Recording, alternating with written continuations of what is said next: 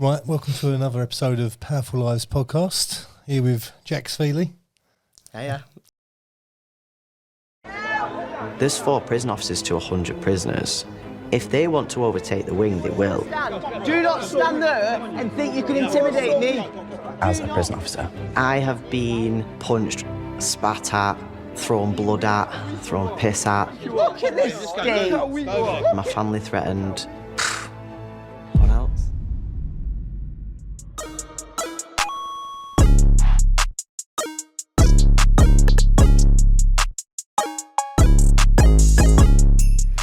How you doing today? You good? I'm good, thank you. Yeah, thanks for having me. Fantastic. We'd love to just delve into your life story. Straight in there. Straight in. Straight in. The stage, No the stage is pressure, yours, yeah. Jax. The No stage is pressure. yours. The station's mine. Bloody hell. We just I'm three lem sips in. I've just had some caffeine. The stage is mine. I'm not the host. We was hoping you could, we don't know what we're doing here. We're just going to go and grab a coffee. Yeah. No, we love this. We'd love to just tell your story, from start to finish. Well, so obviously my name is Jax. I was born female, named Jessica, and about 3 years ago I began transitioning from female to male. So I'm 30 years old now, and I transitioned in a prison environment whilst being a prison officer, and now I am working hard to inspire as many people as possible to live a life more true to themselves, because I don't believe it's about gender. I believe it's about life, and sort of living, your authentic self and what makes you truly happy. So I'm sort of on that mission. So whatever you want to talk about from day one to 30 years old, go for it. Yeah. I mean, at what stage did you sort of feel that you was in the wrong body? So that's probably one of the most asked questions that people ask me, which is, how did you know, or when did you know? And there's kind of 2 answers to the question, because although I only started to understand and accept that I needed to transition at 26, 27, when I look back now, I absolutely knew from the age of 4 or 5, but I didn't have the vocabulary to verbalise how I was feeling. There wasn't the representation within the media like there is today, and there was no one for me to look at and go, oh, that's how I feel. So I struggled with my mental health a lot when I was well, always, but a lot when I was younger. And I put it down to bad mental health until I was 26 years old. But it's very much because if you can't see it, you can't believe it, you can't understand it. So yeah, absolutely knew from being really little. How was it going through school? It was like I was always chasing something I couldn't find. So I was a tomboy, and I didn't feel comfortable being girly, but I couldn't be boyish, because after you go into high school and stuff like that, because then you sort of isolate yourself and people don't understand it. And I struggled, for example, trying to shop with clothes, and the amount of times I would run out of shops crying with my mum because I didn't want to shop in the girls section because I didn't like it and I didn't feel comfortable, but I couldn't shop in the boys section because I was a girl, and I always felt like I looked like a boy. I didn't. I look now and I think you didn't look like a boy at all, but I always felt like I did. And my mum tells me stories there must have always just been a sort of seed planted in my mind of feeling this pull to something. And we was going to a wedding once, and I think I was about 6 or 7, and I was a bridesmaid, and my big time kicked off because I didn't want to wear this bridesmaid's dress. I just wanted to keep my football kit on, which it still is, but back then really stereotypically masculine sort of thing. And And my mum was like, please, just one day, like, you've just got to wear this dress. And halfway through this wedding, I think she lifted up my dress to, like, to sort out my tights or something, and I had these football shorts on. And, like, she was laughing her head off. And even she says now, she's like, there just must have been this, I need to wear that. Like, I need to feel okay. I need to wear that. And just the tiny little things like that, tell me to shut up, by the way, because I'll just talk. No, honestly, please listen. That's what you're here for. Yeah, this is your story. Like, it's told. As I said earlier, it's told your way. I mean, we'll have questions that we're going to drop in, obviously, that we do, but this is your story. I can't tell Jax's story. Yeah. This is your story. So I think it was things like that. You know, when I was 14, I convinced my mum and dad that I wanted to move school. Mm-hmm. For no reason whatsoever. Like, I was in high school, I had friends, I played a load of sport, I was fine, there was nothing wrong, but I just decided I needed to move school, and it was like this constant need to start again, or like be the real me, but I didn't know what that meant. I just had this feeling to do it, and I was that passionate about it. I convinced them at 14 years old to let me move school, and 2 months later I wanted to go back because nothing changed. Yeah. It was like I was still there, but now without friends, without all these things, and I just had this feeling of like, if I go and do that, that'll fix it. I can be the real me, whatever that meant. And it was constant things like that. Even going into adulthood, where, you know, I'll buy a car, that'll fix it. I'll buy a house, that'll fix it. You know, like constantly trying to fill this void. And you know, through school as well, like, I always used to get called a man. Like, if I fell out with my friends, or like boys in school who can be, you know, like, not Kids very can be nice. bastards, Yeah. can't they? Yeah. Like, oh, why are you friends with Jess? She's a man. You know, like, to my friends. How does that make you feel at the time? Horrendous. Really, yeah? Yeah, like, awful, because I didn't understand it. Like, I just wanted to be me. Do you know what I mean? I didn't want to be anything. I weren't thinking I want to be a boy.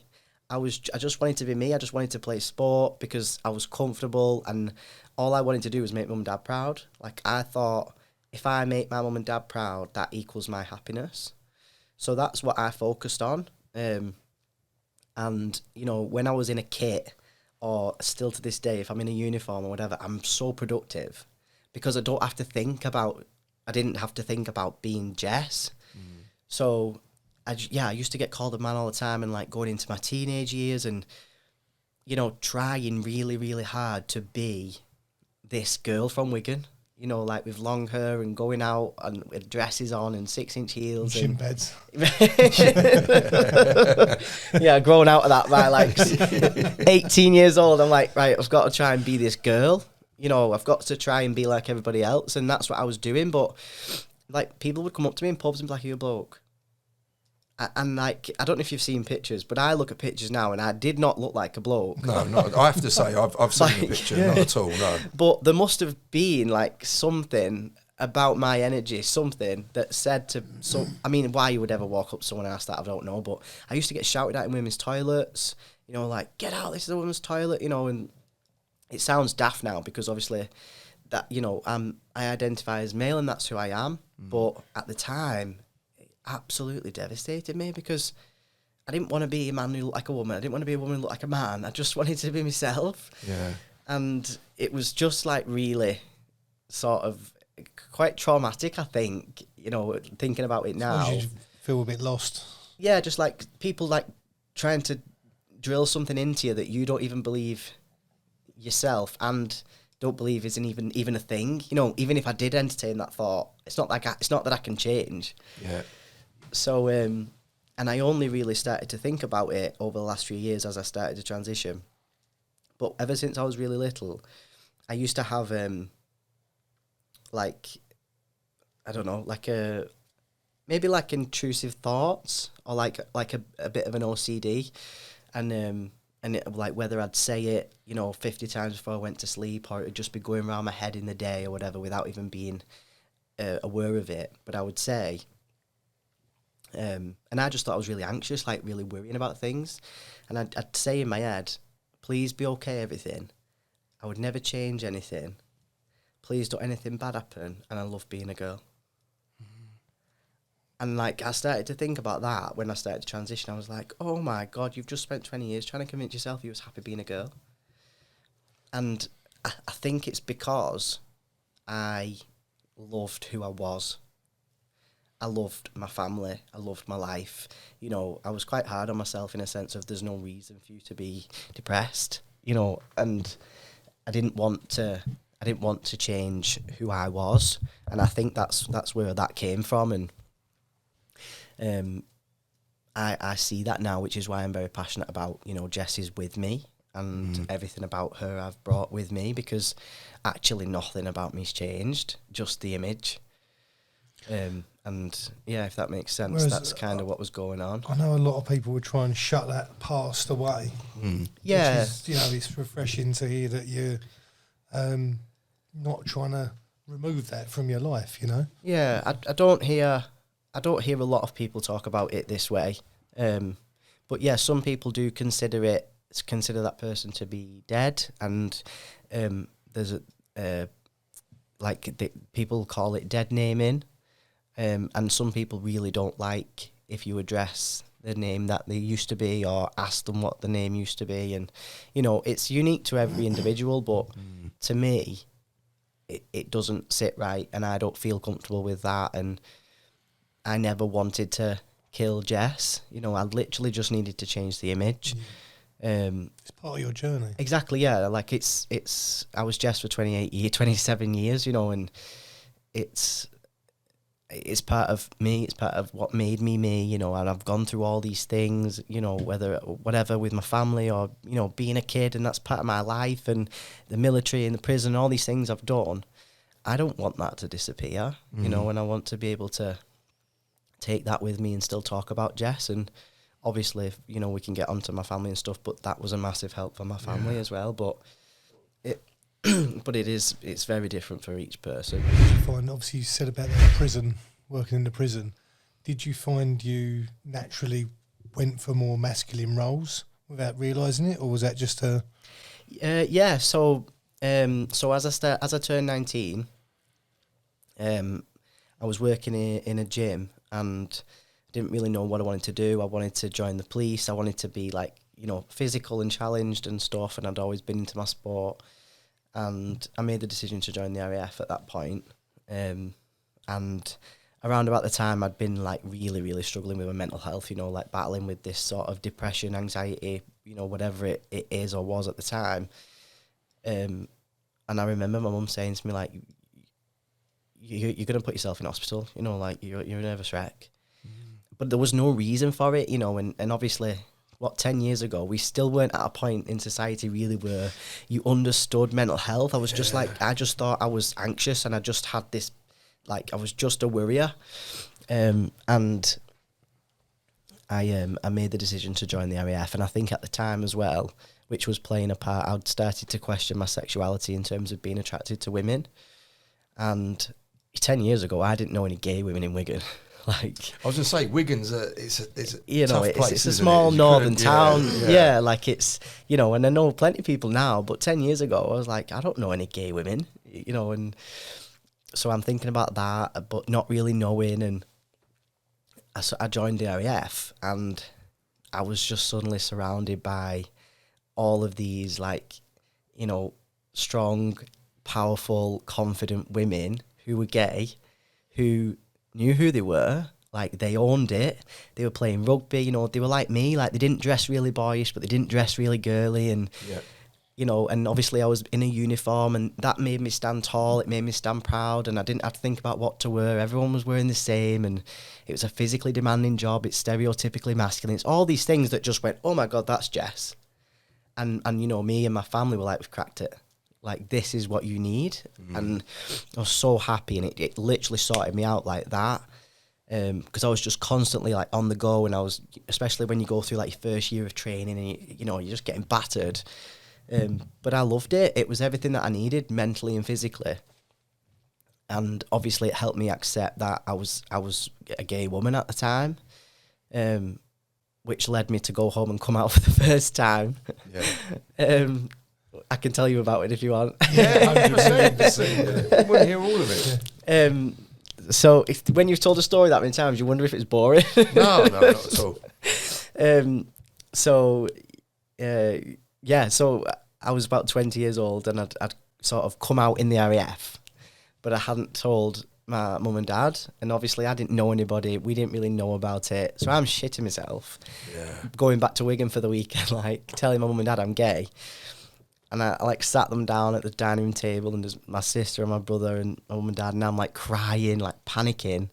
I'm like squeezing my sister's hand, and she like took a picture of it, and I had it tattooed on me because it was like such a like moment in my life, and I'm terrified. And they just sat down, and my dad just goes, "You're gay, aren't you?" And I was like, "Yeah, like I'm sorry, it's not okay, you know." And I was like, "For God's sake."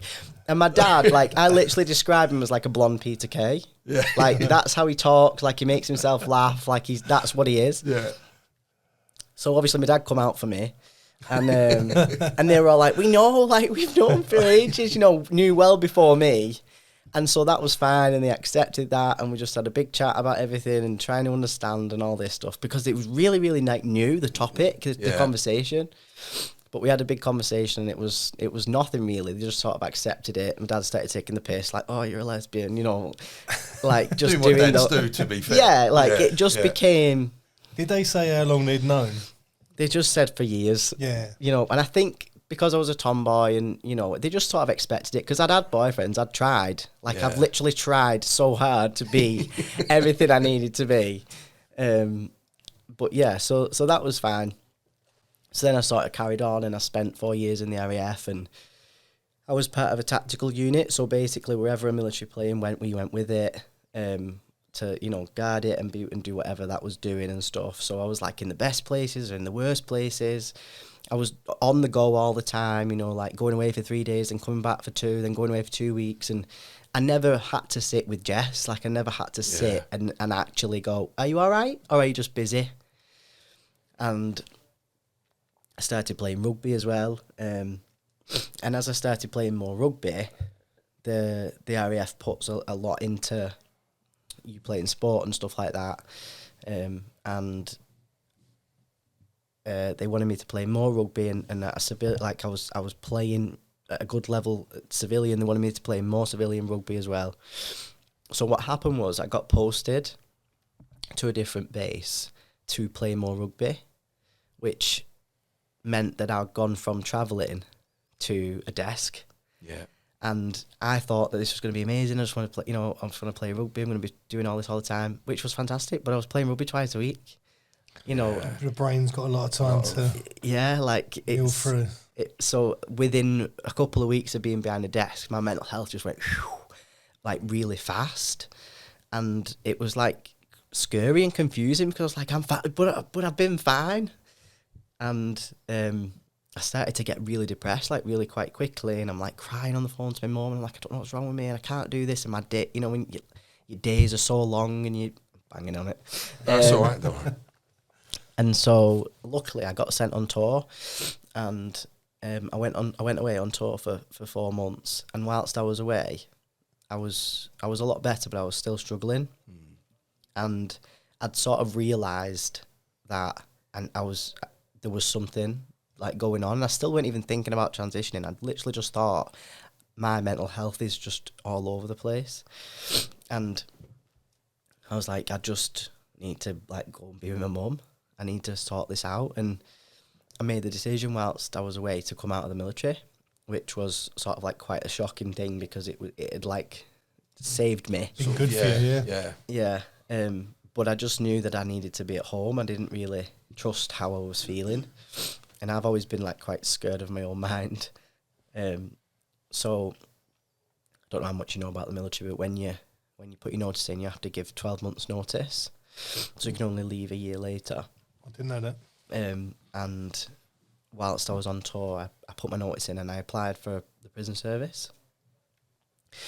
And about when I come back, you have like a couple of months off anyway after being away. Obviously, you're a bit all over the place anyway, but I didn't leave my mum's side for about 2 months. Yeah. Like, just, she's a mobile hairdresser, so I went everywhere with her. Like, everywhere she went, I went. I couldn't look at anybody.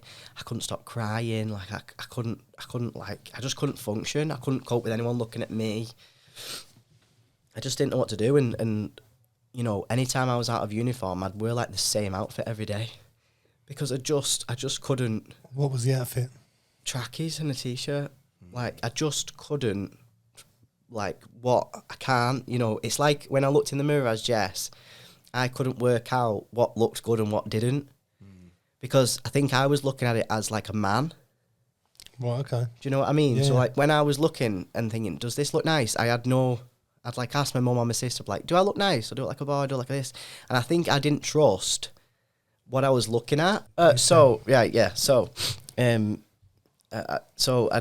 I'd made the decision to come out of the military, and I applied for the prison service whilst I was away on tour. And when I came home, I was just an absolute state. Like, genuinely could not cope with anyone looking at me. I couldn't talk to anybody. Like, I just couldn't function. I was constantly, like, crying, and I didn't know why. And I remember asking my mum one day, I was like, is it because I want to be a boy? Like, is that why I'm so depressed? Like, is that what's wrong with me? And I think that only came from, like, people, you know, you're a man, you know, it wasn't because I was actually thinking it. Because, again, I didn't even realise it was a thing. I don't suppose there's any information, though, is there? There's no, exactly. Yeah. Like, because when people hear the word transgender, automatically they just think man in a dress. Because for years and years... I said this morning. Yeah, years and years. We always think of a man transitioning to a woman. Yeah, so like the representation within the media is like it's always the prostitute that gets murdered that's the trans woman. It's always this big burly man in a dress that's the trans woman, and so that's what people associate with the word, and that's because of lack of representation and understanding. So I didn't think that it was even a thing, and I weren't thinking about it. I just asked my mum. I was like, "Do you think that's what it is? Should I have been a boy?" And, you know, at the time, she was like, no, like, you know, you're this beautiful, athletic woman, you know, you're so unique and everyone loves you. And I was the life and soul of the party. You know, no one else would have known that I was struggling. You know, my mum, like, she used to call me Miss Congeniality. She's like, you're so you, like, everyone loves you because you're you. And that's kind of what we both, like, believed in that moment. And she says to me now, you know, if she'd have turned around and said, like, yeah, Jess, you should have been a boy, and I'd have gone, right, okay, my mum says it's all right, I'll do it. Yeah. And then it was the wrong decision, she'd have never forgive herself. Like, it had to come from me.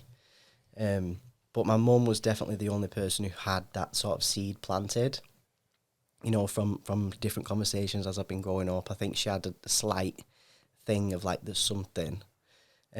But again, you know, when you don't know about it, you don't think that's going to happen. So that's kind of what we both believed after that conversation, and I, like, buried it. And then I got accepted into the prison service, which allowed me to come out of the military a little bit earlier. Yeah. So I didn't end up going back, really. I, like, just ended up leaving and joined the prison service, and it kind of gave me that. Immediately, it was like fresh void to fill. You know, like, this will keep me busy, brand new thing. And it gave me that, like, in between of being in a uniform and serving and doing all these things I believed I was born to do. But then I was at home, and I could be at home and I could build a life. But I was in uniform, so it was like the perfect thing for me. What prison was that? It was Hindley in Wigan, and I started that, and it was fantastic. You know, like, it was this whole new people, new uniform, new experiences, and obviously, you know, in a prison, you're everything to the prisoners, like mum, dad, therapist, nurse, fireman, punch bag, shoulder to cry on, like, you know, admin, like, you're literally everything. So it's all going on all the time, and I didn't have time again to think about Jess. I was like, oh no, I'm fine again now, and just sort of. 'Cause you're busy. Because I'm busy, and if I'm mentally and physically challenged, I'm fine. If I'm solving everyone else's problems, I'm fine. If I'm in a uniform, I'm fine. And so that's what happened. And I'd still have, like, struggles, you know, with my mental health and stuff. But again, I just thought I was an anxious person. And I loved the job, and I'd come from a military background, so it gave me that like fire as a female prison officer in a male jail, and I loved it. So I loved the job, and it just sort of like buried my issues again for another couple of years. And it was when I was about 26, and I ended up having a conversation with another member of staff about mental health, and I just said, like, so blasé, oh, I used to really struggle with mental health. I used to think I wanted to be a man. Mm-hmm. And as soon as I said it, it just stuck. Like, it was just, like, it was just there. It was like, it wouldn't go away. And I ended up, like, you know, went home, and I ended up just diving into this YouTube hole of, like, can you change to a man? And I started to find, like, all these trans men, you know, and they were documenting the journey, and they were changing their bodies, and they were having careers, and they were being models, and they were doing all these things, and I was just like, oh my God, that's who I am. But I was looking at that thinking, that's who I am, but I can't do that. Like, I can't do that in Wigan. I can't do that to my family, and I certainly can't do it in a prison. So I just lived, like, vicariously through this YouTube. Like, I'll be fine, but I know it exists, so that's fine. I know it exists, so that's fine, I'll carry on. And I just sort of lived in that YouTube hole for about a year, didn't tell anybody, and was just sort of knew that that's what was going on. And as I started to understand and accept that that was who I was, I didn't know, but I was becoming more and more angry with the world because I wasn't doing it. And I started to become, like, jealous of these people. I was like, you're living the life that I should be living. And so subconsciously, and what I didn't realise was I was putting myself in very dangerous situations in the prison. And I'd always sort of, you know, prided myself on being this, you know, firm but fair prison officer, and I loved my job and interacted with people well. And I started to put myself in stupid situations, and I just wanted to fight. And it's very easy to start a fight or argue with a prisoner, you know, in prison. And I'd be like down a landing arguing with someone for not putting the trainers on instead of the flip-flops. And I could have been getting my head kicked in and no one would have known, because I was like down in some corner arguing for no reason. And looking at that now, like, I was suicidal because I just didn't care. I just wanted to fight. And frustration. Yeah. And I didn't even realise that I'd got like that. And I got called in by my governor, and she sat me down, and she was like, right, she's like, I've had several complaints about you from, like, staff and prisoners. So I'm thinking, what? Like, you know, I'm just thinking, I'm the only one doing my fucking job. You know, you've got people running away from incidents, and like, instantly on the defensive anyway. And she said, I'm going to read you this complaint from this prisoner. And this prisoner was like, I don't know, twice the size of me. And bearing in mind, I'm a female prison officer at this point. And so she reads this complaint. She's like, this prisoner had wrote, if I could choose between being in a shark tank with a shark or being on the landing with Jaxon Feeley, I'd pick the shark tank every time. How did you feel though? Was you a bit like... And well, I was always a bit like crackers, because, you know, if someone come at me, I'd jump on the back, like, because that's just how I was. That's how I'm built. You know, my dad brought me up to stick up for myself, so I was always like that, but only for good reason. Yeah. You know, I would never start anything for nothing. Only if someone, like, tried to attack me. So I just thought I was being normal, and she said this, and I'm like, what? I'm like, go find him. Are you joking? Yeah. Bring him in there. I was fuming. I was absolutely fuming. I was like, I'm one woman, and you think I'm terrorising 100 men? Like, on a prison, it's 1 to 40. So Yeah. you've got, like, 4 prisoners to, like, 200 men. I'm like, you think I'm what? And you're believing this? And I just completely flipped. And she takes the piss out of me now and says, you know, I took a door off her hinges, and I went mental, because she sat there going, we'll get you a mentor and we'll do this. And I'm thinking, a year ago, you were asking me to mentor and help other people. Why now are you telling me So I just lost it completely and stormed out her office and went back to the wing. And when I got back to the wing, I just broke down. like completely broke down, and I think I knew at that point I was like, you can't do this anymore. Like I can't do it. And as in the job, or as just in you, life, just in general. I just couldn't be Jess anymore. Yeah. I just couldn't be Jess anymore, and I knew that at that point I had to sort of make some decision. And she called me back in the next day and was like, "What's going on? Like, I know there's something wrong. Like, what is it?" And I just said, like, there is, but I can't tell you. I can't tell you right now, you know. And I hadn't spoke to my family, and we're such a close knit family, and I didn't even know if I was going to. I didn't know whether I was going to tell them or kill myself. So I was just like, I can't. And The she head was like, was that bad. yeah. And That's really sad to hear that. That's really sad. yeah, it was like I didn't want to die, but I didn't want to live anymore. Just lost, like in limbo. Yeah, like I could not be Jess, and she's sat there saying, like, you know, we'll get you a mentor and we'll help you and we'll move you to this, and I'm just thinking I'm going off sick tomorrow, whatever. And I did, and I just went off sick. I didn't tell anybody, like, didn't give anyone a reason, just went off sick. And in my mind, I was like, I'm never going back, because I either die or I transition, so I can't do either in a prison. Yeah. You know, so in my head, I was like, I won't be coming back. But to everybody else, I'd just gone off sick.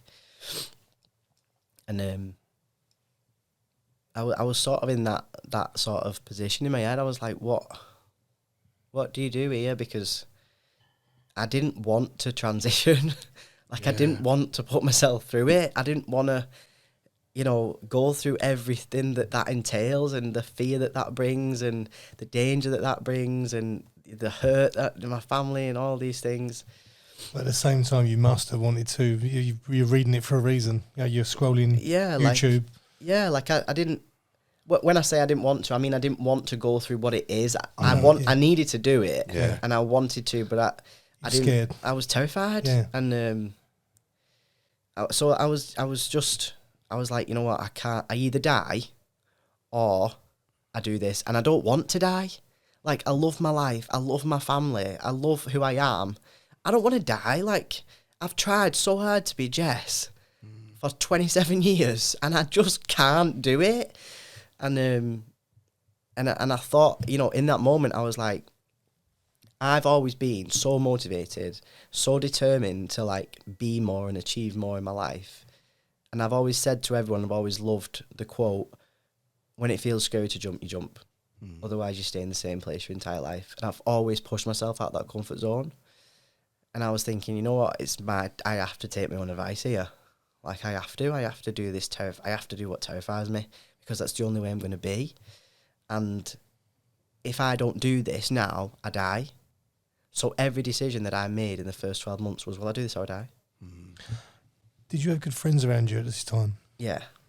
So no one knew at this point. I think I'd had, like, a couple of drunken conversations with my friends in toilets, you know, and they were, like, crying. I was like, well, what if I end up fancying you? I'm like, that's okay. We'll still be best friends. Forever. Yeah. And now I just get dead worried. I'm like, can I still give you that kind of hug? And so I hadn't told anybody, and obviously I've come back to the dining room table. I'm like, I'm going to have to do this. So I sat all my family down, and, you know, they know something's coming because I just caused chaos once a year. And my dad starts guessing again. So I'm like, for fuck's sake. You don't like surprises. So he's like, come on then, what is it this time, Jess? You know? So he sat there, and I'm like, shit to myself again. And he goes, you're pregnant. I'm like, no. I'm like, but you're going to wish I was. You're getting a puppy. So I was like, no. You fancy men again? I was like, no. And then he literally, as a complete joke, like genuinely making himself laugh, he just goes, you're not having a sex change, are you? And I was just like... The silence. Oh, shit. Like, and I just kind of... And I was like, yeah, I am. And honestly, like, the colour drained from his face so fast, and like the whole room just changed. And you know, hit my dad, my brother, my sister. They didn't have an inkling, and my mum was the only person who had like a slight thought. But even she says, you know, it was still like getting slapped across the face, because she looked at me in that moment and thought, if Jess doesn't do this, she's not going to be here. And my mum, more than anybody had known how much I'd struggled, you know, how much I'd thought about taking my life. And they were just, with parents and family, the biggest thing that hits them when you say something like that is fear. It's not, I'm going to disown you. It's fear. Like, well, how are you going to live? How are you going to work? Life's hard enough. Like, my mum was like, let me go through it. I wish I could go through it. You know, why? Life's going to be hard. You know, you're going to make it harder. And what are you going to do for work? And how are you going to live? And how's this? And, you know, I tried to go into this with the most understanding as possible, because they gave birth to a daughter. They named that daughter. They had thoughts and dreams for that daughter. They've said Jess, she, little girl, for 27 years. That's not just going to go away, and I don't want it to. And, you know, initially my dad and my brother's first reaction was, well, we're going to have to leave Wigan. I'm going to end up punching everybody. Because immediately they were like, what, the abuse you're going to get, like, how are you going to be treated, you know. Trans people's existence is questioned constantly, like within the media and within politics and within life. And, you know, people are still getting killed and attacked. And, you know, there's just so much fear surrounding it. That was their first reaction. And my sister was devastated because we're so close, and she had no idea how close I was to taking my own life. And, you know, they at that time, all they could see was, we love Jess. You're like, what? Like, so I'm gonna have to start calling you he, and I hadn't even picked a name, you know. And it was for especially for like the first few weeks, months, my dad especially really struggled. And it's not because he didn't want me as a child, it's because he was scared. He was terrified, and he didn't want to let go of his little girl. And we really butted heads. Like, you know, he was like, if you don't do this, I've got to lose a child. You know, like, how can you say you're suicide? And he just didn't, you know, all of them, they didn't understand it. But there is no, I mean, we said it earlier, but there is no information. Exactly, There's nothing you can even, exactly, you know, go back to and have a look at. There's nothing. Which is why I do what I do, you know, because it made me want to do that. But even now, 3 years on, there's a lot more information now than there was even 3 years ago. Yeah, exactly, yeah. All I'd done was, you know, fall into YouTube. Like, I didn't know anything. I was just like, this is how I feel. And we really butted heads, and in the end, I had to say, listen, it's a dead daughter of a living son. Like, that, I can't do this anymore. Like, I've tried with everything in my power to, like, make you proud and do this and be in the military and be a prison officer and wear dresses and be a girl and have boyfriends and do this and blah, blah, blah. You know, I've done everything I possibly can to be Jess. I've literally tried with everything. I'm not killing her. Like, she's coming with me. I just can't have her be the image anymore. And I don't care if you call me Jess or she for the rest of my life. I don't care. I just need you to try. And I just need you to accept that this is who I am, and this is what I have to do to still be here and be your child. And sort of from that moment, as they started to, you know, listen to this, things started to change, and I think they started to open their mind up a little bit more, because I'd give them permission to make mistakes, but to just try. Like, I weren't expecting them to delete everything. I wasn't expecting them to not make mistakes. I wasn't expecting them to never say Jess again. Yeah. I wasn't expecting them to forget her. I just needed them to try. And, you know, I wanted to take them on this journey with me, because transitioning doesn't just affect me. I was just going to say that. It affects everyone around me, you know. Yeah. They're affected by everything, and it's about living your truth, because that's not going to go away. And so as I started to, go through these things, I'd been off from the prison service for about a month. They still didn't know like why I was off sick. And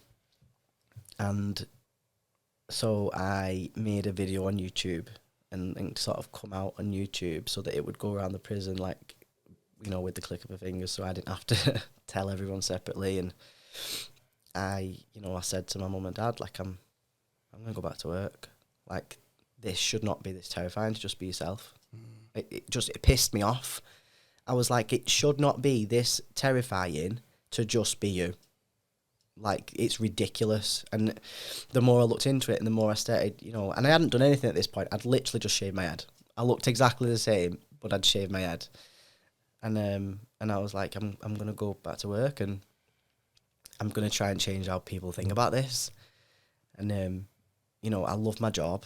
I love being a prison officer. Why? I'm not going to stop now. Like, and my mum's first reaction was like, well, what's going to stop like 5 men dragging you in a cell and raping you and trying to prove you're still a woman? Like, prisons are very dangerous places anyway.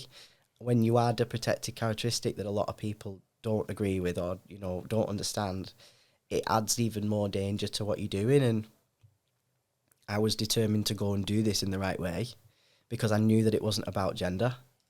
And I knew that it was about life. Like we all have to constantly go through transitions, whether that's leaving a relationship or moving country, a changing job, coming out the military, leaving prison, changing gender, whatever it is. We've all got to try and constantly adapt to the changes in our life. And that's what it is. It's about looking yourself in the mirror and doing the difficult thing and trying to move forward and progress and grow. A sort of pursuit for happiness as exactly, well. Exactly, yeah. And so obviously, like, my mum and dad were quite afraid of it, and I told the prison I wanted to go back. And at the time, I worked on a specialist unit in the prison called a pipe unit, which is a psychologically informed planned environment. And that basically caters for prisoners who have struggled with elements of personality disorder. They've not really dealt with their own trauma. They struggle to maintain their relationships and manage their emotions, and have never really delved into why they behave the way they do, which is why they're still in prison effectively. And we did a lot of groups with them and a lot of sort of psychological and, formulation of them. And I went back in, hadn't started hormones, literally just, I was Miss Feeley with a shaved head. Wipe the lipstick off. It's never my thing, that, hon.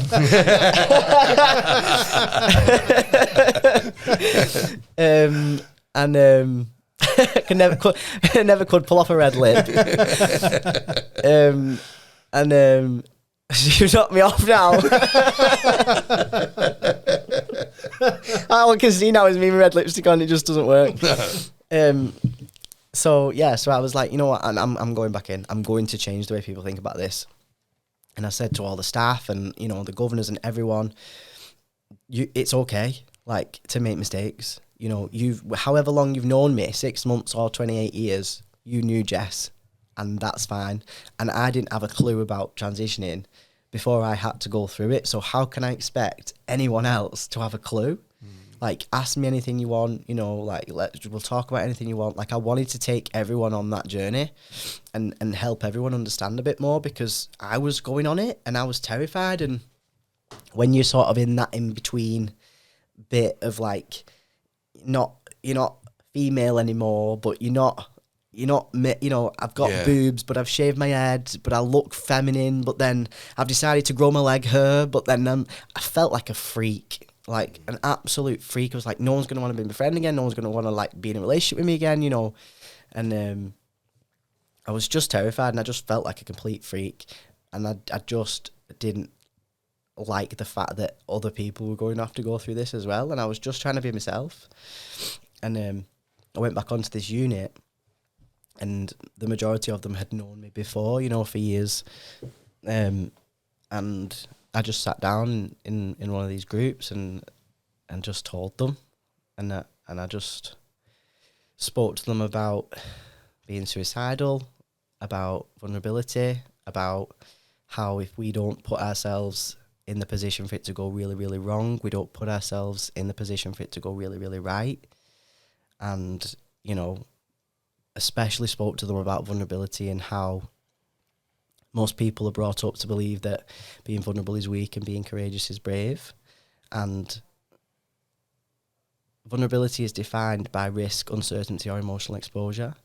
And there's not a single act of courage that you can go through without feeling at risk, uncertain, or emotionally exposed. Like, vulnerability is your strength. If you can look at yourself, dig into why you're behaving the way you do, and face it, and go through all those difficult things and go, actually, if I really want to, I can change my own life. And in any other situation, you would never make yourself that vulnerable as a prison officer. And by me sitting there and saying this to all these men, they started to find the courage and the belief to change their own life, because they couldn't turn around to me and say, you're bullshitting. You don't have to do the hard things. Because I was doing it. Like, I was sat in front of them, so vulnerable, like potentially putting myself at risk in every way, whether that's information or physically or whatever it is. I'm sat there telling them, and then they're looking at me and going, you've just made a prison officer more human than I've ever thought, because all they see is a uniform, and it's most of the time it's a traumatic response when they see that uniform. And they were like, if you can tell us about being suicidal and you go through that too, and you know, if you can walk back into a prison and transition, and but then help us with our journey whilst you do it, and tell all of us about it, and well, then I can change my own life. Like, I wanted them to realise that it's never too late to change your own life if you are willing to do the work. And that sort of kick-started, you know, I was there every day, and they came on that whole, like, they were literally part of me transitioning and from day one. And especially for like the first year, you know, where I'm bollocking them, but my voice is dropping and hitting the roof, and I'm like trying to take the piss out myself, and like I'm trying to laugh at myself and be like, fucking hell, there's my non-existent balls dropping, you know. But like trying to, like, you know, and they were just involved in everything, like, and you know, at some points they even like saw me taking a shot of testosterone, and you know, all these things that they're asking me, and they're going, well, my niece is this and mine that, and you know, and they were learning so much information. But they were also, they started to realise human struggling, and that was it. Yeah, that was it. It doesn't matter, like, you know, because in prison, if you give me respect, I'll give you respect, like, and that's what it become. And they, you know, I would argue with people, I would restrain people, I would end up in fights, but never was it about being trans. And even if it did happen, like an argument or restraint or something, they'd always come up to me afterwards and be like, but you know it weren't because of that, don't you? Because they had this respect of like, oh my God, what you've been through and what you've allowed us to be part of. Actually sounds like an element of therapy for yourself, going back to work. Yeah, absolutely. Like, I needed it, yeah.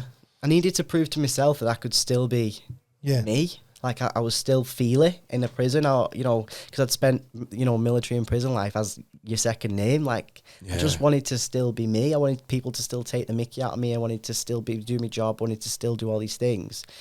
And about a year in, I held a transgender awareness event in the prison to kind of thank the prison for like, you know, being there for me and supporting me. And it was for staff more than anything.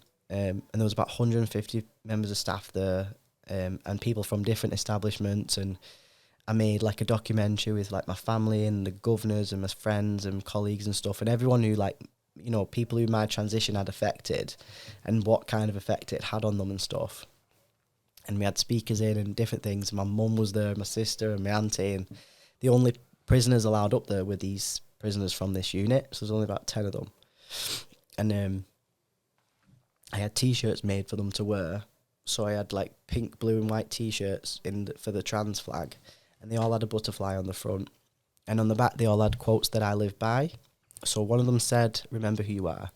Another one said, feel the fear and do it anyway. And another one said, be unapologetically you. And one of the prisoners, Alan, he came up to me on the morning of the event, and he said, he said, I'm going to wear a jumper under my t-shirt. So I was like, okay, it's boiling up there, you know, like just thinking why. Sorry if you've heard this story before, by the way. And Alan is someone who is serving an IPP sentence. I don't know if you know what that is. So an IPP sentence, they don't give them out anymore. But basically, they used to issue them if people were repeat offenders or they were like a bit of a nuisance or something like that. They would give them an IPP sentence, which effectively is a life sentence. So Alan had been sentenced to 2 years IPP. So it means 2 years, but you cannot get out of prison unless you pass a parole board. So for someone who's, you know, completely lost, never dealt with their own trauma, drug addict, blah, blah, blah, they're not going to sort themselves out in prison to be able to get out. So even after your sentence date, you're on licence forever. So he got sentenced to 2 years and he's been in 17. Wow. And in the last sort of 3 years on that unit and stuff, and he's completely transformed his life around, like was, you know, drug-free, different person completely. Had gone through all of that with me since day one, and I'd watched him, and he took a hell of a lot from what I'd been through and stuff, and he'd really, really changed. And, you know, he served his time, like 17 years after 2 is, you know. And he came up to me on the morning and said he's going to wear long sleeves, and I thought, why? And he said, I've never left the wing in 16 years without long sleeves on, because he had really bad self-harm scars all down his arms. So I said to him, what's that t-shirt say on the back? And he said, be unapologetically you. I said, well, what do we always talk about? I said, those scars are part of you. Embrace it. Scars are part of your journey about what you've been through. Like, you have completely transformed your life. You're a completely different man. Like, go up there and show everybody that. There's nothing to be ashamed of. They make you you. And he did. And he went up and he spoke in front of 150 people, including my mum, and made a speech about me and about how I'd saved his life and showed everyone his scars and was like, I'm not ashamed of them anymore.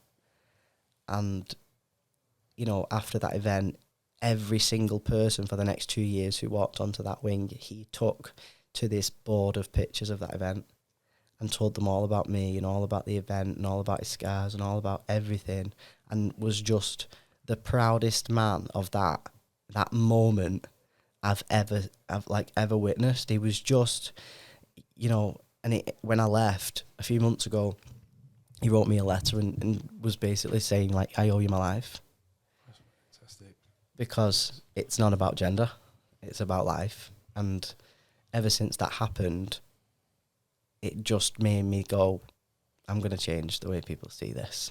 But do you know what? The crazy thing is, it sounds like you kind of gave everyone the power, like as well as going along with the journey with you, gave everyone the power to say, hang on a minute, you know, first of all, we're getting the information, they're learning about all the transitions in people's life. And then, as you said, we're no different. We've all got things we're working on. We've all got things we're kind of transitioning. We literally are in the same boat. I put this the other day. We're in the same boat. We just got different paddles. Yeah. And obviously, everyone is kind of part of that journey. You know, you brought everyone along that as well. Yeah. It's powerful stuff. Very powerful. I think that's what I love about this whole story is the fact that it resonates across to everyone. You know, it's more about the bravery and the fact that you know, be yourself. Yeah, you know, exactly. But, you know, Yeah. Give it a go. Yeah, that's why I'm so passionate about, you know, live your truth, you know, which is, you know, what I say so much, because if it's about, if you look yourself in the mirror and tear yourself apart and actually think, what is it that's driving me mad? What is it that's making me miserable? What hard decision am I avoiding? You know, what conversation am I not having? What am I not doing that actually would make me happier than I even believe is possible? Because most people forget that life's going to be hard anyway. Like, I either suppress myself and fit into society's heteronormative expectation and make myself miserable. That's going to be hard. Or I break out that box, I be myself. That's going to be hard as well. But there's only one road that's going to lead you to happiness. But so many people settle for this easy road, not realising that equals the hard life later. If you do the hard things now, you're going to have a better life later. And ever since I decided to transition, I get happier every day because I've realised that it's about the journey and it's about getting 1% better every single day, and it's about appreciating and finding the happiness in your everyday life. So even when I was feeling like a freak, I was like, oh, you know, I've grown one more chin hair today, or whatever it was. Every day I get a little bit more like the person that I always wanted to see. And by doing that, and then by taking everybody with me, it's just been a transformation for everyone. And now, obviously, when that event happened, I made the decision to be like, I want to start building the platform. I want to be visible. I want to be as visible as possible, because visibility is the thing that reassures someone that their life is worth living. So, for example, when I was a little girl and I loved playing football, I couldn't dream about being a professional female footballer because it didn't exist. Like, if I can't see it, I can't believe it. Whereas now, little girls can watch the women football in the World Cup and in this and in that and think, oh my God, like, if I can work hard, if I work hard and I do this and I do that, I can become a professional female footballer. That I can dream that, and that can actually become a thing. Yeah. Whereas when I was little, you couldn't do that. You could play football till you was about 11, but that couldn't be a dream. You'd have to just part that because it was gendered. Yeah. You couldn't do it. So I wanted to become as visible as possible. And I said to my mum, I'm going to make sure every single person in this country knows what it means to be transgender and can see a trans man, which people don't see, and understand that this is not about gender, and stop, saying the things you're saying, and stop living with completely unintentional ignorance and saying these things you're saying in politics because you are killing people, because people are giving up, because you're making it impossible. And I just sort of set off on this mission of, going on as many podcasts as I can and reaching out to people and trying to connect with people and, trying to do some modelling and TV and all these things, and just went on this mission of like, no, I'm going to do this. And, it doesn't matter how long it takes, it's going to happen. And my dad now is a completely different man. Yeah, I was just going to ask a question about your dad. He told me a story about 6 months ago, and he'd just started a new job at the time, and he was like the boss of this, he works like in factories and stuff, and he was like the new boss, and he'd only been there a couple of weeks, and he'd heard these two women having a conversation, I think like on reception or something like that. And he was like just close by and was listening to these two women. This woman said, I think they were like in the 50s, and this woman said, oh, well, I think if you're born that's what you are. And, just having this conversation. And it wasn't malicious. It's just unintentional ignorance. Like, people don't look into things until it affects their life, until it affects someone they love. I said this 20 minutes ago to Jim. I said, like, I've never had to delve into this because it's never been on my radar. Yeah, exactly, yeah. So it's very educational. Yeah. We're on the journey. We're on the journey with you now. We're literally on the journey with you now. And this is, honestly, I'm kind of, like I said, I'm so into it. I really am. I'm feeling everything, and I've got situations that it's... I wonder what that was.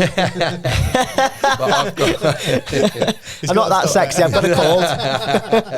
But I've got kind of things that are relating to my life. Yeah, exactly, things that are happening with my life at the moment, and conversations I've had with my eldest daughter. It's all very parallel. Sorry, I jumped in. I stopped you there as well. So I'll tell you about my dad. Yeah. Yes.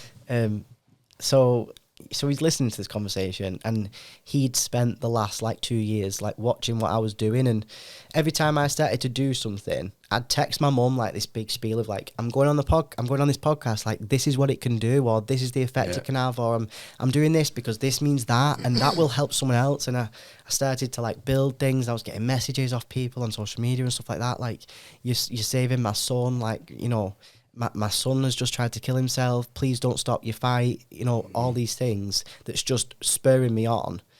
And I'm explaining everything all the time, and my mum was like, thanks for that, because then when someone asked me, I know, and I can say, like, oh, he's doing this because of this, and this is why it's important, because people see and they go, all right, okay, you're trans, we accept it, shut up.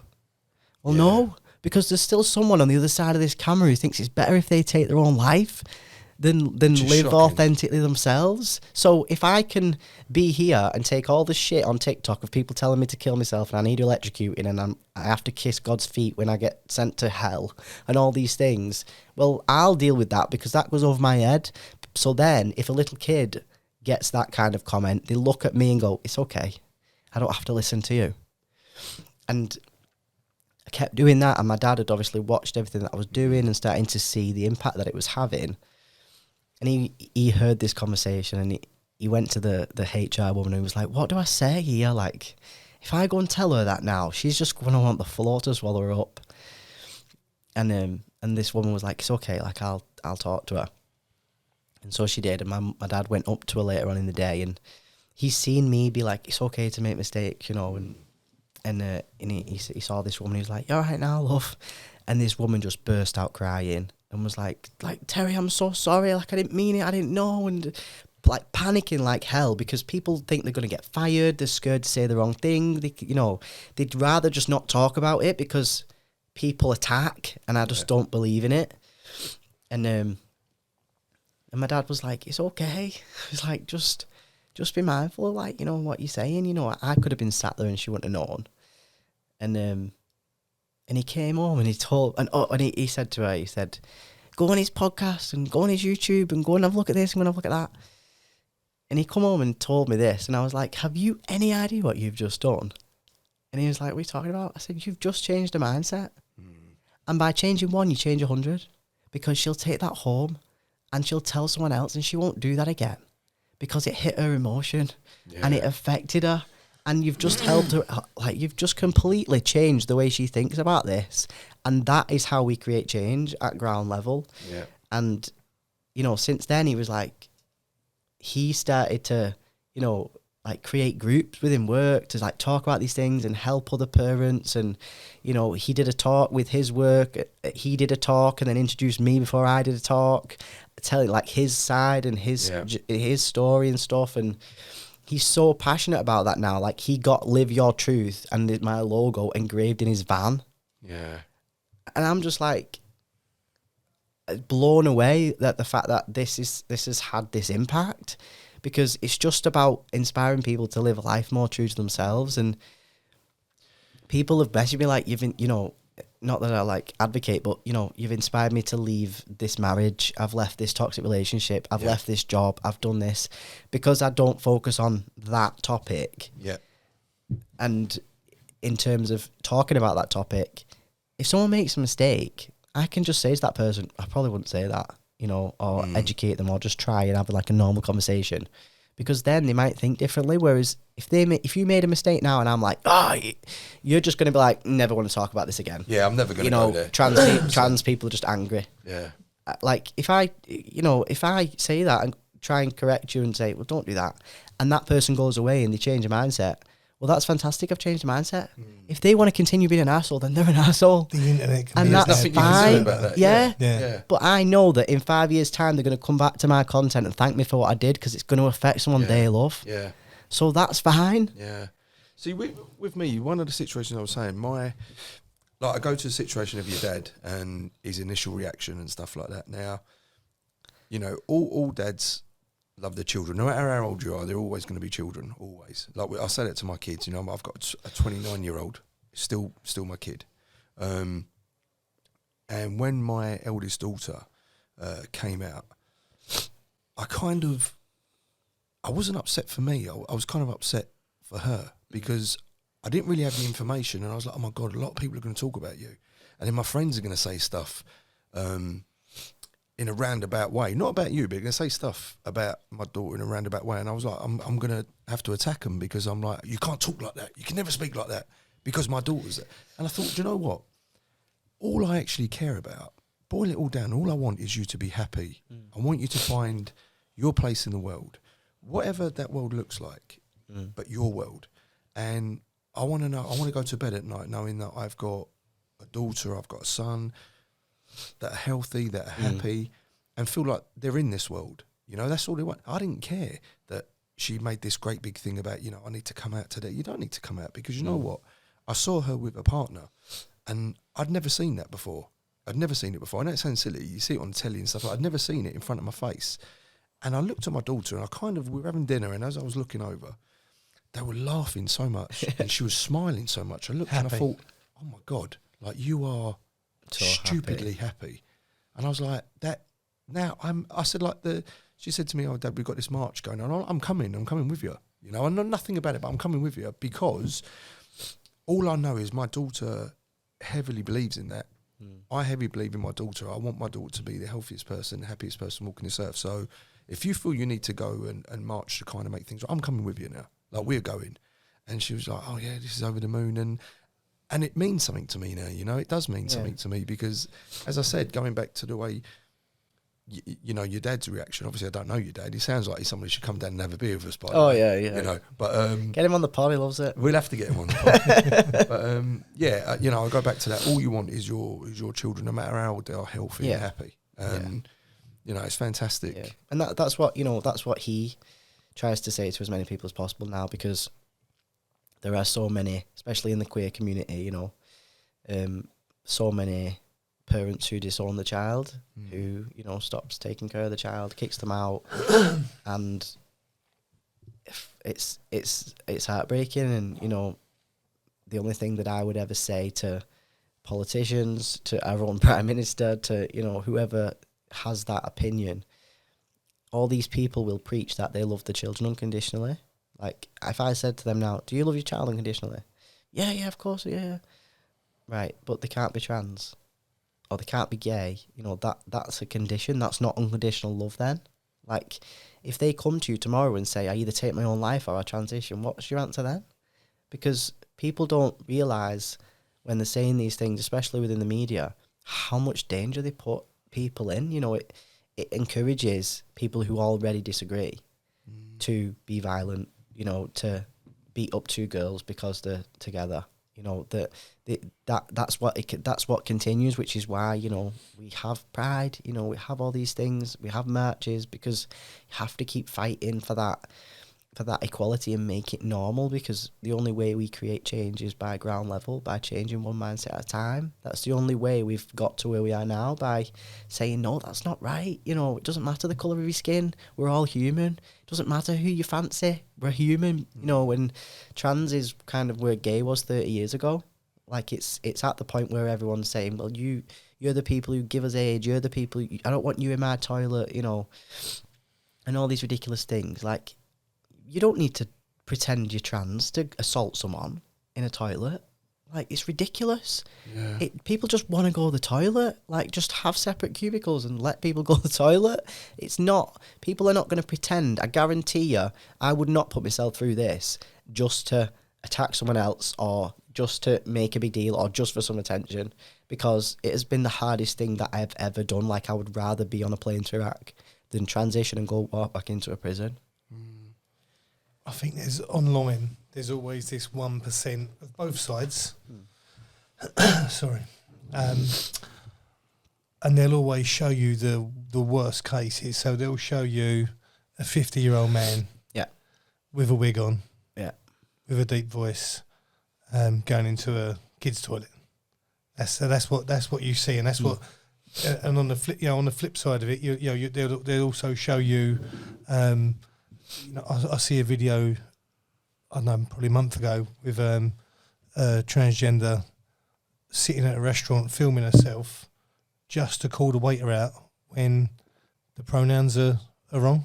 But see, I don't agree with things like that. But this is what I'm saying. The internet can be really bad because they're showing you the worst. Then they pigeonhole, and say, and this is why I'm passionate about having the conversation in the right way, because the reason those prisoners were the way they were was, I massively believe it's the way you have the conversation. The way you talk to people, the way you try and help those people learn. Because if you allow someone the space to make mistakes or whatever, the people learn really quick because they relax. Whereas most people are like, oh, I don't want to get it wrong, and the thing is with... So people don't really know trans men. So like they'll be having this argument on GB News about trans women in women's toilets, right? What this newsreader said to this woman who was saying this, right? But you'd be happy for a trans man then? If trans women have to go in men's toilets, trans men will have to go in women's toilets. And this one was like, what? And she was like, a trans man, like female to male trans man would have to then be in your hospital ward or your toilet. And this one was like, I don't have enough information to talk about this, because they don't even enter the mind. Whereas if I walked into a woman's toilet now, there would be a kick off and a half, because no one would know. And they'd be like, what are you doing in here? And because they'd freak out, or if I was placed in the hospital ward or in their changing rooms or whatever, because they don't understand. Like, and when someone, and physically, this is why it's hard, male to female, because once you've been through that testosterone puberty, which is effectively what I'm going through for like what I would be going through for 5 years, say, really, before I'm like stop changing.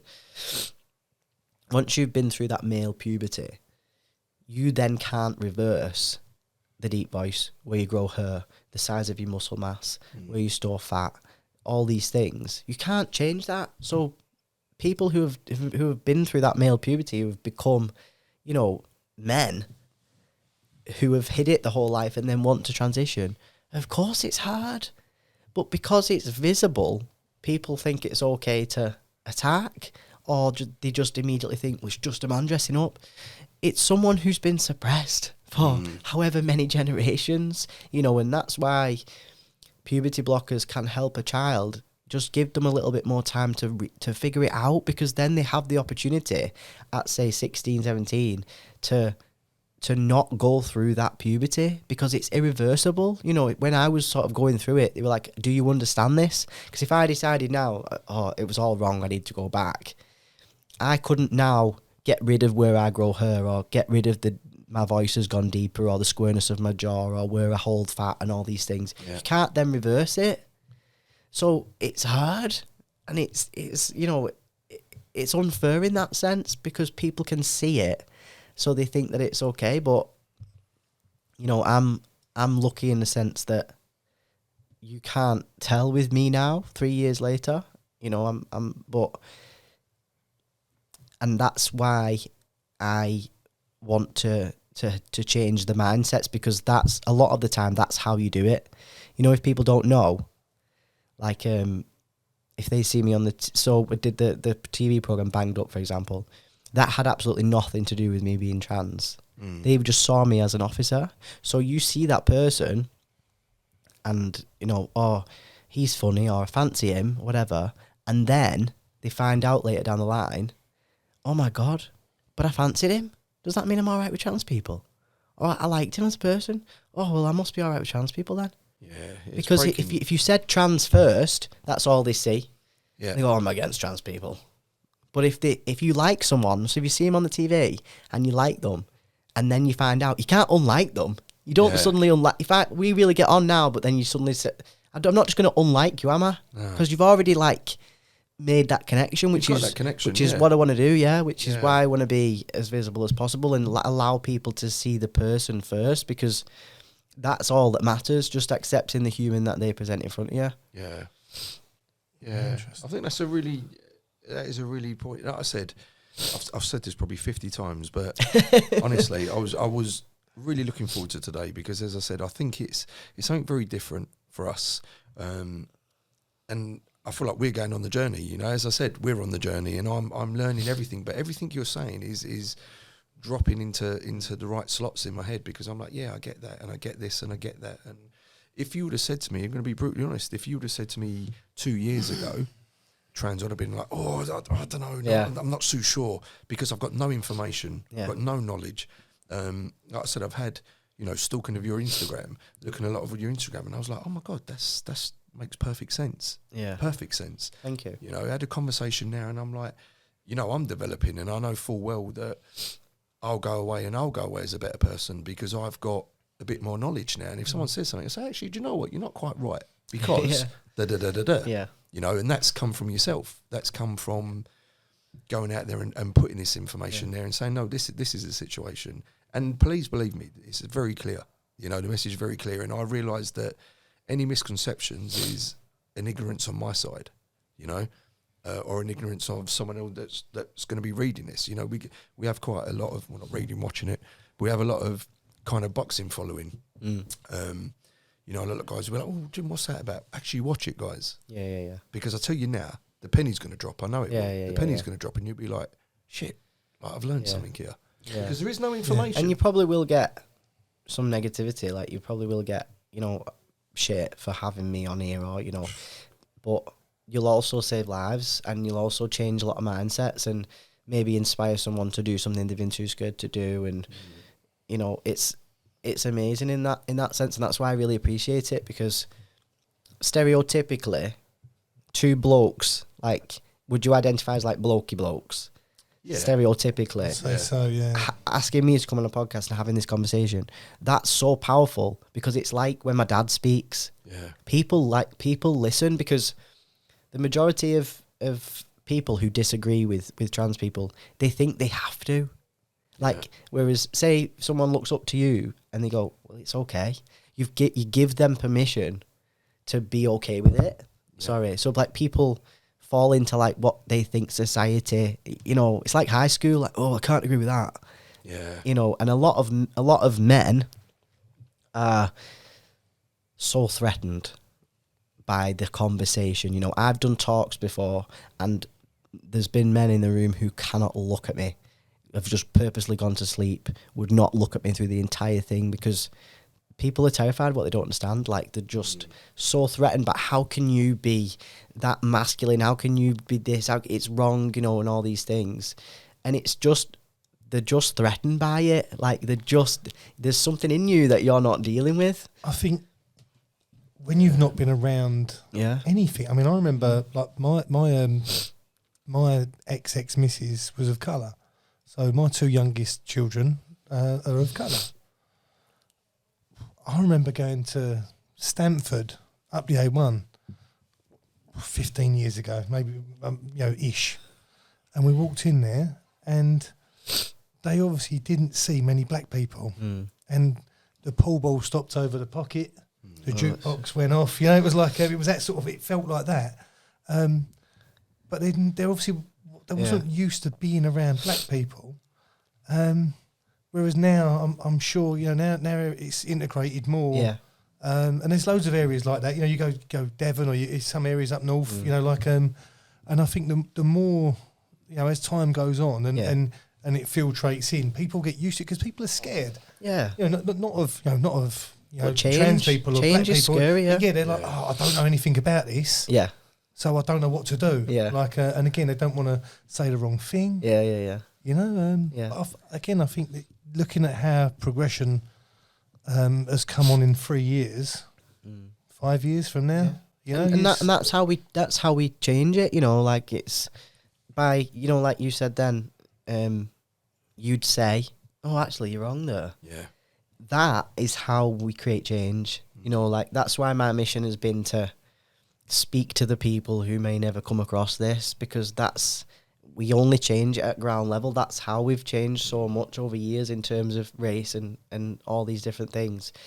And it's inspiring a society to just be themselves and break out that box and stop conforming, you know, and to just learn a little bit and open your mind, because actually you can be so much happier than you even realise.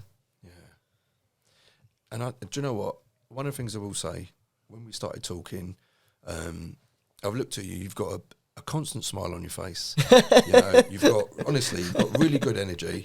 Thank you. Quite infectious energy as well. You know, I have to say, and it's really, to see you happy. I think, how can I say, you said about people who've got negative comments on this. Do you know what? If you know what we're about, if you know why we started this, you know, it's about inspiring people. It is about, like I said, we're not journalists. We're not here to kind of dig deep in. We don't know what we're doing, in all honesty. We're winging it. But we're... It's the beauty of a podcast, isn't it? Exactly. But what we're doing... For a newspaper. Yeah, well, come out for a newspaper. But we... I feel bad. I feel like I've not let you two talk. No, that's the game. That's what it's all about. No. This is your story, you know? But I think it's you know, it's powerful. It's really powerful. And you know, if there is people out there struggling, I want people to kind of watch this video. I want people to say, oh, hang on a minute. I want people to go to your Instagram. You know, you're very vocal on Instagram. And what is your Instagram handle? So everyone, we'll tag it in as well. We're going to tag Jaxon Feeley. Yes, and we're going to tag that in as well for people to kind of go on and say, actually, do you know what? The information is there. The information is there. And I defy anyone that wants to put a negative comment, right, spend 10 minutes having a look at this podcast and spend 10 minutes on Jax's Instagram and tell me if you've still got that opinion. Yeah. You know, because I think, as I said, we're all getting educated. You know, we're all getting educated, and the information is very clear. You know, we're not different. None of us are different. We've got our own little things we're transitioning on. Yeah. I think what I liked was the fact that what you said was it's not about gender, it's about happiness. And I think that's what resonated with me. You know, it was like living your truth. You know, like, and I think that's not about gender. That goes across every spectrum of Like, you're not happy in your marriage, you're not happy where you live, you're not happy in your job. Why are you staying then? So many people just put the mask on and carry on. You know? Like just bury their head and go, well, I'll just do the easy thing now. And then end up having a breakdown 20 years later. Well, just do that really scary thing now, and I promise you, your life will change so much.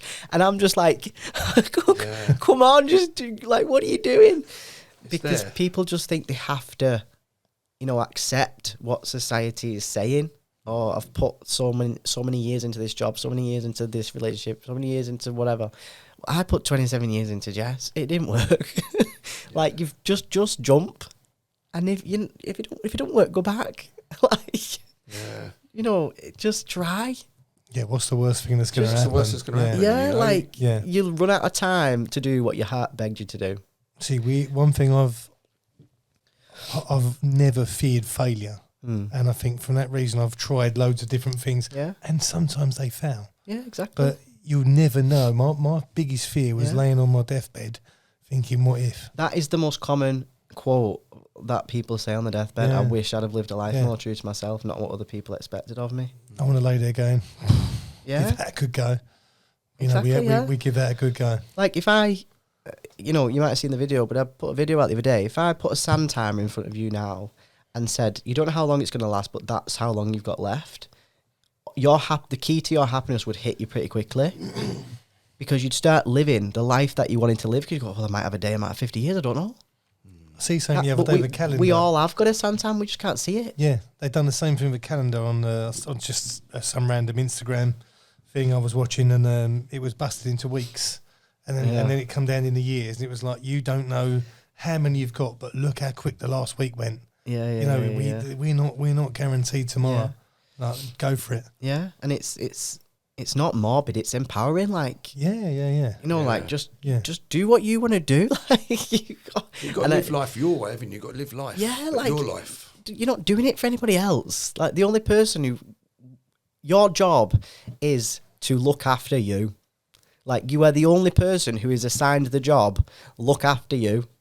So why are we not doing that? Why do we make the decision of doing the, you know, picking the best job, picking the best whatever, the best house, the best thing, but they don't go, actually, what's the best thing for me? What do I have to do for me, for my mental health, for my physical health, for all these things? Because everything disappears pretty quick if you lose your health in any way. Yeah. And most people don't realise that until they're it happens, in the ward. I was talking to a guy this morning and saying the same thing. You know, you have a little scare at the doctors, and all of a sudden you sit in that ward and you think, this could be it. Yeah. Is this the day that we find out, you know, the egg timer's flipped and it's very short and we're about to run out of... And I wish I'd have done this. Days, hours. But those, you know, without being morbid, those people that are kind of on their end of life, their last thing is never, I wish I'd have bought a bigger car. I wish I'd have bought a bigger house. It's always, I wish I had more time. Yeah. I wish I had more time. If I just had a bit more time. I wish I'd have spent more time with them. I wish I'd have tried that. I wish I'd have done this. And travelled. So I guess, you know, in a nutshell, life is very short. You know, life is very short, and I think we've got to live it our way. Yeah. You know, nothing like finishing on a high.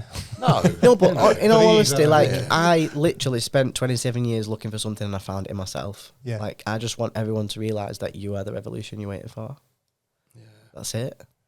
Nice. It's been. Do you know, it's been fantastic, and I honestly, genuinely, I've got a massive smile on my face because I just feel like we've done a few of these now. Like honestly, we've done a few of these, and it's a real kind of like a eureka moment for me. It's a real feel-good factor that I'm like, yeah, I've got more information now, you know. We spoke to various people about various things, but I've got a lot of information where I can go away, and a lot of the misconceptions that people have got, I'm not in a position to answer. Of course, I'm not an expert after a little but I've got a bit but more. neither am I, you know what I mean? Yeah, you can only talk from your experience. Yeah, we're all winging it to a degree. Yeah. No, I hope I've lived up to Big Ray's expectations. Definitely, 100%. No, it's been phenomenal, and as I said, I think, you know, we've had a laugh and a joke, and we've listened to some very emotional kind of stories. But you know, if anyone out there is kind of struggling, and someone watches this video, or someone goes onto your Instagram, watches your videos, and it saves someone's life. We're talking about saving someone's life. Yeah, that's crazy. I can't even get my head around it. That you know, someone would take their life because they can't live the life that they feel like they want to. So whatever needs to happen, you know, I think this is a fantastic thing, and I implore, honestly, genuinely implore you for starting this journey, bringing us on the journey as well. Thank you for having me. No, it's been phenomenal. Yeah, enjoyed that. Yeah. Ladies and gentlemen, Jaxon Feeley. Mate. Thank you.